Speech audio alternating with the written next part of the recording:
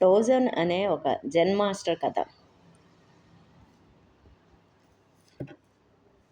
కారులో ఉన్న నువ్వు స్పేస్‌ని కోరుకుంటావు గానీ, ఇల్లును కొనుక్కుంటావు గానీ, ఇల్లులో ఉన్న స్పేస్‌ని కొనుక్కుంటావు. నిండా ఉన్న ఇటుకలను కాదు. అలాగే మ నీ మనసులో కూడా ఖాళీ ఉండాలి. గదిలో ఎలా ఖాళీ ఉందో, అలాగా నీ ఆలోచనలు ఎప్పుడూ కూడా వస్తూ ఉండాలి, పోతూ ఉండాలి. ఒకే చోట స్ట్రక్ అవ్వకూడదు. అది ఒక నదీ ప్రవాహంలాగా పోతూ ఉండాలి.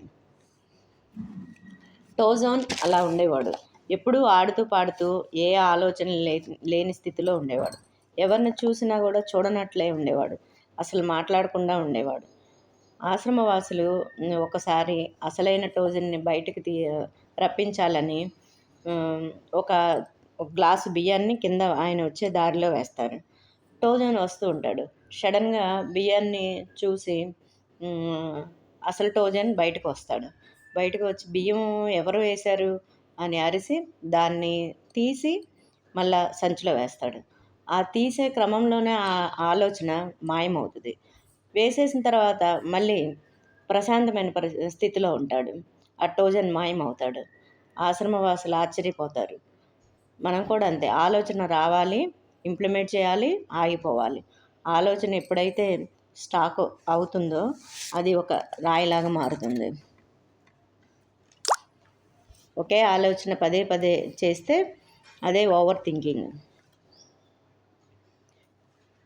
నువ్వు ఒక్కడివే ఉంటే ఏం చేస్తావో అదే చేయాలి. గుంపులో ఉన్నా కూడా నువ్వు ఏకాంతంగానే బ్రతకాలి. రమణ మహర్షి ప్రమాణంగా చేసి చూపించేవాడు.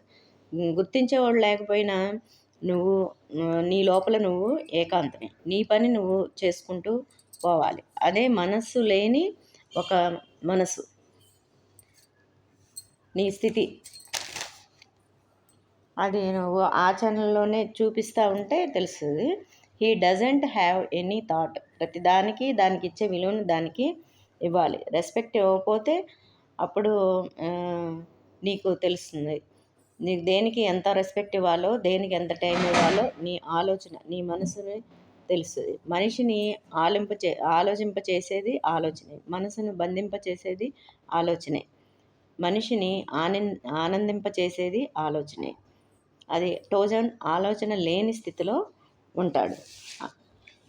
ఆలోచన రాకపోవటం కాదు, ఆలోచన రావాలి, పోవాలి. అది 1 సెకండ్ మాత్రమే ఆలోచించాలి ఏ విషయాన్నైనా. అదే అసలైన ప్రశాంత స్థితి, ధ్యాన స్థితి. అదే మేలు